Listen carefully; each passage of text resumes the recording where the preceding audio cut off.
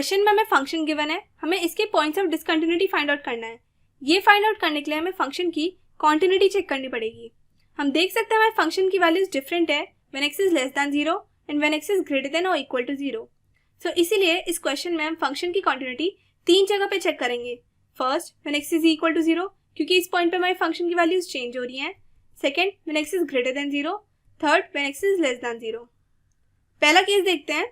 When x is equal to 0, point 0 के left hand side पे and right hand side पे हमारी function की वैल्यूज डिफरेंट है, इसीलिए इस पॉइंट पे हम 2 लिमिट्स निकालेंगे, left hand limit and right hand limit.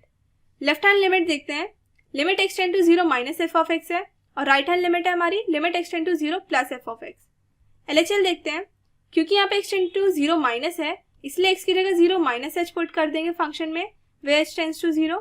F of 0 minus h is f of minus h। Function हमारे पास था x upon modulus of x। Modulus of minus h क्या होगा, h minus h upon h is -1। Limit निकालने के लिए h की जगह 0 पुट करेंगे, बट क्योंकि यहाँ पे कोई h नहीं है तो सिंपली हम वैल्यू ले लेंगे -1।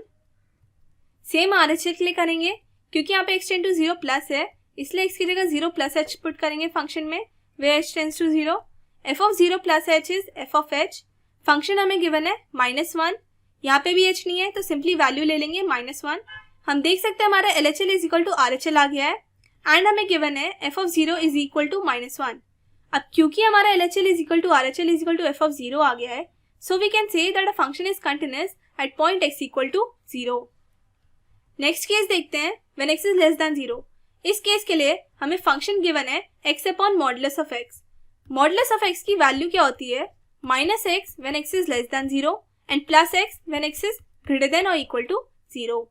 इस केस के लिए x लेस देन 0 है, तो हमारा फंक्शन क्या बन जाएगा, x upon -x that is -1।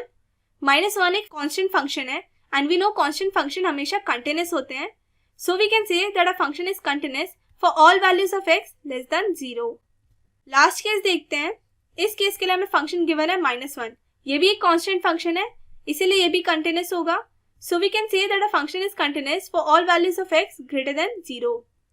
अब क्योंकि हमारे पास कोई पॉइंट नहीं आया डिसकंटिन्यूटी का, so we can say that f is continuous for all real numbers. हम इसे ऐसे भी शो कर सकते हैं that a function is continuous for x belonging to R।